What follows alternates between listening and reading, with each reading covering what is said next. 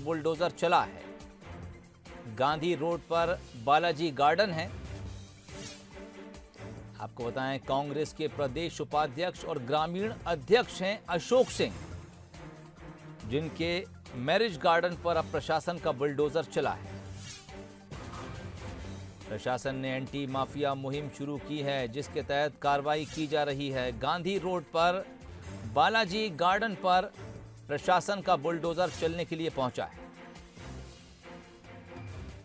ये शासकीय जमीन पर अतिक्रमण की शिकायत थी, उसके तारतम्य में ये कार्रवाई प्लान की गई है।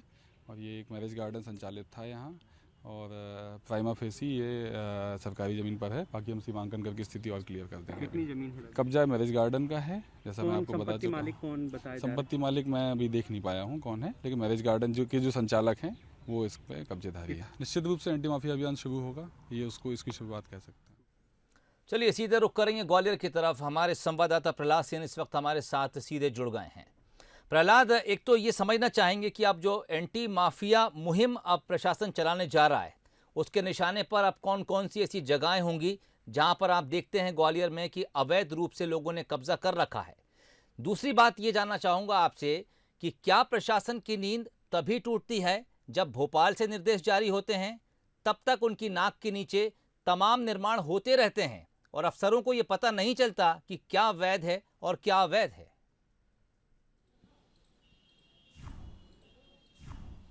बिल्कुल सोहेल जी, आपने ठीक कहा कि जिस तरीके से मुख्यमंत्री शिवराज सिंह चौहान ने निर्देश दिए हैं कि पूरे प्रदेश भर में एंटी माफिया अभियान चलाया जाए और ऐसी जगहों को चिन्हित किया जाए जो सरकारी भूमि हैं, जिन्हें अवैध कब्जा करके वहां पर व्यावसायिक गतिविधियां चलाई जा रही हैं। तो पहली बड़ी कार्रवाई ग्वालियर में हुई है, और कार्रवाई भी हुई है तो वो कांग्रेस के बड़े नेता हैं अशोक सिंह, जिन्होंने अभी उपचुनाव में बेहद सक्रिय रहकर मेहनत करके कांग्रेस को कुछ सीटें दिलाई हैं। तो निशाने पर निश्चित तौर पर कांग्रेस के नेता हैं और ये कार्रवाई हुई। हम आपको पीछे की तस्वीर दिखाने की कोशिश करेंगे कि किस तरह जो मैरिज गार्डन में कुछ निर्माण था उसे ढाया गया है, और अभी फिलहाल सीमांकन का काम किया जा रहा है।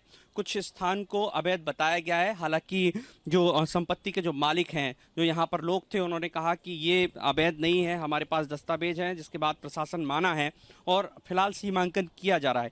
लेकिन प्रशासन के जो अधिकारी हैं वो साफ तौर पर ये कह रहे हैं कि अगर अवैध निर्माण पाया गया या अवैध कब्जा पाया गया तो जो निर्माण कार्य किया गया है उसे ढहा दिया जाएगा। हालांकि प्रथम दृष्टया ये जो संपत्ति है वो विवादित है, न्यायालय में भी प्रकरण चल रहा है। कहना है कि ये 2-3 बीघा जो जमीन है वो सरकारी है, उस पर कब्जा है।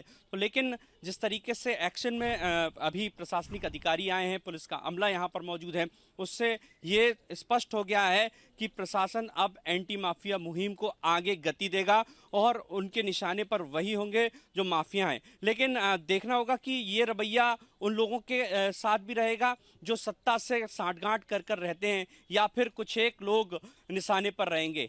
तो ये बड़ा दिलचस्प है। लेकिन शुरुआत हुई है, और शुरुआत भी ऐसे शख्स के खिलाफ हुई है जो कांग्रेस में एक बड़ी हैसियत रखते हैं। आपको बता दें, ये वही मैरिज गार्डन है, यहाँ पर मुख्यमंत्री रहते हुए कमलनाथ आए थे, और कमलनाथ ने जो उनके साथ जो विधायक थे मुन्ना लाल गोयल, जो पार्टी छोड़कर बीजेपी में शामिल हो गए, उनकी बेटी को आशीर्वाद इसी मैरिज गार्डन में दिया था। यहीं पर वो पहुंचे थे, और इसके बाद आप देखिए कि किस तरीके से पूरा ये एक्शन लिया गया है। तो देखना दिलचस्प होगा कि आगे और किन किन पर कार्रवाई होगी और कौन कौन प्रशासन के निशाने पर रहेंगे। सोहेल, चलिए, एंटी माफिया मुहिम शुरू हो गई है और पहला निशाना लगा है कांग्रेस नेता अशोक सिंह के ऊपर। बालाजी गार्डन पर बुलडोजर चलाया गया है।